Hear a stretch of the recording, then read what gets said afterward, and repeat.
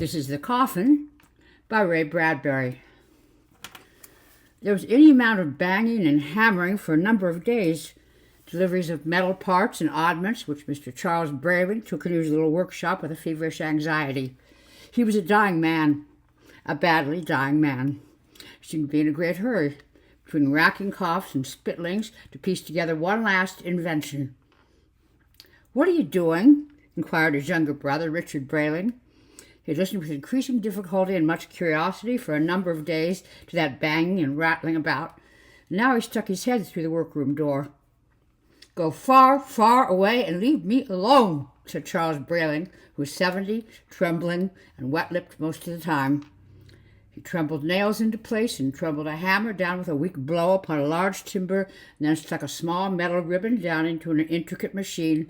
All in all, was having a carnival of labor. Richard looked on, bitter-eyed, for a long moment. There was a hatred between them. It had gone on for some years, and now was neither any better nor any worse for the fact that Charles was dying. Richard was delighted to know of the impending death, if he thought of it at all. But all this busy fervor of his old brother stimulated him. "Pray tell," he said, not moving from the door. "If you must know," snarled old Charles, fitting in an odd thingamabob in the box before him, "I'll be dead in another week, and I'm building my own coffin." "A coffin, my dear Charlie? It doesn't look like a coffin. Coffin isn't that complex. Come on now, what are you up to?" "I tell you, it's a coffin. An odd coffin, yes, but nevertheless," the old man shivered his fingers around in the large box, "nevertheless, a coffin.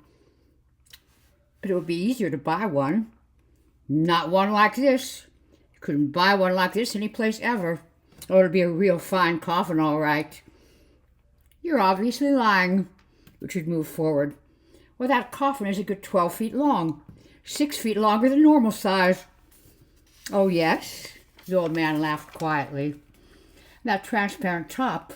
Who ever heard of a coffin lid you can see through? What good is a transparent lid to a corpse?" "Oh, just never you mind at all," sang the old man heartily. "La!" He went humming and hammering about the shop. "This coffin is terribly thick," shouted the younger brother over the din. "Why, it must be 5 feet thick. How utterly unnecessary." "I only wish I could live to patent this amazing coffin," said old Charlie. "Be a godsend to all the poor people of the world. Think how it would eliminate the expenses of most funerals. Oh, but of course you don't know how it would do that, do you? How silly of me. Well, I shan't tell you. This coffin could be mass-produced. Expensive at first, naturally, but then when you finally got them made in vast quantities, the money people would save. To hell with you." The younger brother stormed out of the shop. It had been an unpleasant life. Young Richard had always been such a bounder, he never had 2 coins to clink together at one time. All of his money had come from his old brother Charlie, who had the indecency to remind him of it at all times. Richard spent many hours with his hobbies, his dearly beloved piling up bottles of French wine labels in the garden. "I like the way they glint," he often said, sipping and sipping and sipping and sitting. He was the only man in the county who could hold the longest gray ash on a 50-cent cigar for the longest recorded time, and he knew how to hold his hand so his diamonds jangled in the light. But he had not bought the wine, the diamonds, the cigars. No, they were all gifts.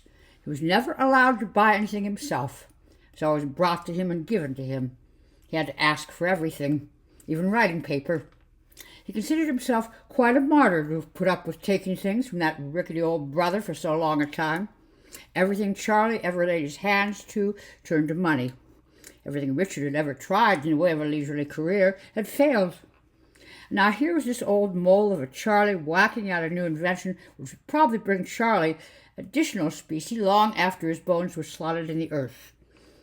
Well, 2 weeks passed. One morning the old brother toddled upstairs and stole the insides out of the electric phonograph. Another morning he raided the gardener's greenhouse. Still another time he received a delivery from a medical company. It was all young Richard could do to sit and hold his long gray cigar ash steady while these murmuring excursions took place. "I'm finished," cried old Charlie on the 14th morning, and dropped dead. Richard finished out his cigar. Without showing his inner excitement, he laid down his cigar with its fine, long, whitish ash, 2 inches long, a real record, and arose. He walked to the window and watched the sunlight playfully glittering among the fat, beetle-like champagne bottles in the garden. He looked toward the top of the stairs where old dear brother Charlie lay peacefully sprawled against the banister. Then he walked to the phone and perfunctorily dialed a number. "Hello, Green Lawn Mortuary? This is the Brayling residence. Will you send around a wicker, please?" "Yes." "For Brother Charlie?" "Yes." "Thank you." "Thank you." As the mortuary people were taking Brother Charles out in their wicker, they received instructions. "Ordinary casket," said young Richard. "No funeral service. Put him in a pine coffin. He would have preferred it that way. Simple. Goodbye." "Now," said Richard, rubbing his hands together, "we shall see about this coffin built by dear Charlie. I do not suppose he will realize he is not being buried in his special box. Ha ha!" He entered the downstairs shop. The coffin sat before some wide-flung French windows, the lid shut, complete and neat, all put together like the fine innards of a Swiss watch. It was vast, and it rested upon a long, long table with rollers beneath for easy maneuvering. The coffin interior, as he peered through the glass lid, was 6 feet long. There must be a good 3 feet of false body at both head and foot of the coffin then. 3 feet at each end, which, covered by secret panels that he must find some way of opening, might very well reveal exactly what? Money, of course.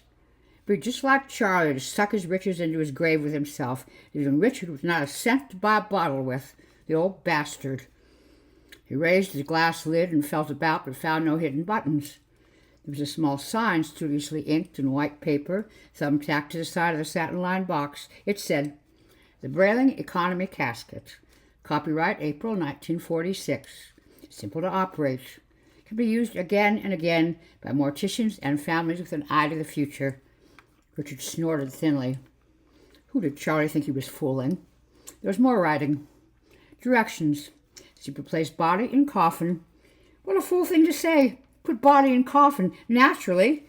How else would one go about it? He peered intently and finished out the directions. To replace body in coffin, and music will start. It can't be. Richard gaped at the sign. Don't tell me all this work has been for. He went to the open door of the shop, walked out upon the tiled terrace, and called to the gardener in his greenhouse. "Rogers!" The gardener stuck his head out. "What time is it?" asked Richard. 12 o'clock, sir," replied Rogers. "Well, at 12:15, you come up here and check to see if everything is all right." "Rogers," said Richard. "Yes, sir," said the gardener. Richard turned and went back into the shop. "We'll find out," he said quietly. "There'd be no harm in lying in the box, testing it. There's small ventilating holes in the sides. Even if the lids were closed down, there'd be air. Rogers will be in a moment or two. Simply place body in coffin, and music will start." Really, how naive of old Charlie. Richard hoisted himself up. It was like a man getting into a bathtub. He felt naked and watched over. Put one shiny shoe into the coffin and crooked his knee and eased himself and made some little remark to nobody in particular. He put in his other knee and foot and crouched there, as if undecided about the temperature of the bath water. Edging himself about, chuckling softly, he lay down, pretending to himself, for it was fun pretending, that he was dead. People were dropping tears on him. The candles were fuming and illuminating. The world was stopped in mid-stride because of his passing. Put on a long, pale expression, shut his eyes, holding back the laughter in himself behind pressed, quivering lips. He folded his hands and decided they felt wet, waxen, and cold. Whir, sprung. Something whispered inside the box wall. Sprung. The lid slammed down on him. From outside, if one had just come into the room, one would have imagined a wild man was kicking, pounding, blathering, and shrieking inside a closet. There's the sound of a body dancing and cavorting. There's a thudding of flesh and fists. There's a squeaking and a kind of wind from a frightened man's lungs. There's a rustling like paper and a shrilling as of many pipes simultaneously played. And there was a real fine scream. Then silence. Richard Brayling lay in the coffin and relaxed. He let loose all his muscles. He began to chuckle. The smell of the box was not unpleasant. Through the little perforations he drew more than enough air to live on comfortably. He need only push gently up with his hands, with none of this kicking and screaming, and the lid would open. One must be calm. He flexed his arms. The lid was locked. Well, so there was no danger. Rogers would be up in a minute or two. There was nothing to fear. The music began to play. It seemed to come from somewhere inside the head of the coffin. It was green music, organ music, very slow and melancholy, typical of Gothic arches and long black tapers. It smelled of earth and whispers. It echoed high between stone walls. It was so sad that one almost cried listening to it. It was music of potted plants and crimson and blue stained glass windows. It was late sun at twilight and a cold wind blowing. It was a dawn with only fog and a faraway foghorn moaning. Charlie, you old fool, you. So this is your odd coffin. Tears of laughter welled into Richard's eyes. Nothing more than a coffin which plays its own dirge. Oh, my sainted grandma. He lay and listened critically, for it was beautiful music. There was nothing he could do until Rogers came up and let him out. His eyes roved aimlessly. His fingers tapped soft little rhythms at the satin cushions. He crossed his legs idly. Through the glass lid he saw sunlight shooting through the French windows, dust particles dancing on it. It was a lovely blue day. The sermon began. The organ quieted, and a gentle voice said, "We are gathered together, those who loved and those who knew the deceased, to give him our homage and our due." Charlie, bless you. That's your voice. Richard was delighted. A mechanical funeral, by God. Organ music and lecture. And Charlie giving his own oration for himself. The soft voice said, "We who knew and loved him are grieved at the passing of—" What was that? Richard raised himself, startled. Didn't quite believe what he had heard. He repeated it to himself just the way he had heard it. "We who knew and loved him are grieved at the passing of Richard Brayling." This is what the voice had said. "Richard Brayling," said the man in the coffin. "Why, I'm Richard Brayling." A slip of the tongue, naturally, merely a slip. Charlie had meant to say Charles Brayling. Certainly, yes, of course, yes, certainly, yes, naturally, yes. "Richard was a fine man," said the voice, talking on. "We shall see no finer in our time. My name again." Richard began to move about uneasily in the coffin. Why didn't Rogers come? It was hardly a mistake, using that name twice. Richard Brayling. Richard Brayling. "We are gathered here. We shall miss. We are grieved. No finer man, no finer in our time. We are gathered here, the deceased, Richard Brayling. Richard Brayling! Whir, spung. Flowers. 6 dozen bright blue, red, yellow, sun-brilliant flowers leaped up from behind the coffin on concealed springs. The sweet odor of fresh-cut flowers filled the coffin. Flowers swayed gently before his amazed vision, tapping silently on the glass lid. Others sprang up under the coffin until the coffin was banked with petals and color and sweet odors. Gardenias and dahlias and daffodils, trembling and shining. "Rogers!" The sermon continued. Richard Brayling in his life was a connoisseur of great and good things. The music sighed, rose, and fell distantly. Richard Brayling savored of life as one savors a rare wine, holding it upon the lips. A small panel in the side of the box flipped open. Swift, bright metal arms snatched out. A needle stabbed Richard in the thorax, not very deeply. He screamed. The needle shot him full of a colored liquor before he could seize it, and it popped back into a receptacle, and the panel snapped shut. "Rogers!" A growing numbness. Suddenly he could not move his fingers or his arms or turn his head. His legs were cold and limp. Richard Brayling loved beautiful things. Music, flowers, said the voice. "Rogers!" This time he did not scream it. He could only think it. His tongue was motionless in his anesthetized mouth. Another panel opened. Metal forceps issued forth on steel arms. His left wrist was pierced by a huge sucking needle. His blood was being drained from his body. He heard a little pump working somewhere. "Richard Brayling will be missed among us," the organ sobbed and murmured. The flowers looked down upon him, nodding their bright-petaled heads.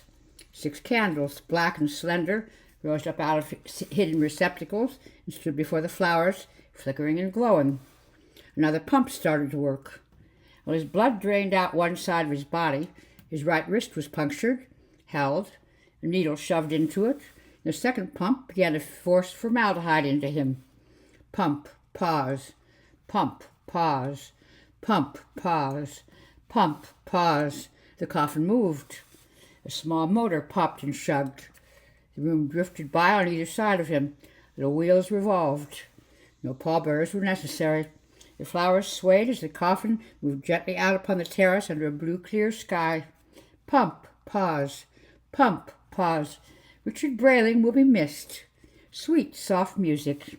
Pump, pause. Ah, sweet mystery of life at last singing. Brayling, the gourmet. At last I have the secret of it all. Staring, his eyes egg-blind as a little card out of the corners of his eyes. The Brayling economy casket. Directions: simply place body in coffin, and music will start. A tree swung by overhead. The coffin rolled gently through the garden, behind some bushes, carrying the voice and the music with it. Now is the time when we must consign this part of this man to the earth. Little shining spades leaped out of the sides of the casket. They began to dig. He saw the spades toss up dirt. The coffin settled, bumped, settled, dug, bumped and settled, dug, bumped and settled again. Pulse, pause, pulse, pause, pump, pause, pulse, pump, pause. Ashes to ashes, dust to dust. The flowers shook and jolted. The box was deep. The music played. The last thing Richard Brayling saw was the spading arm of the Brayling economy casket reaching up and pulling the hole in after it. Richard Brayling, Richard Brayling, Richard Brayling, Richard Brayling, Richard Brayling. The record was stuck. Nobody minded. Nobody was listening.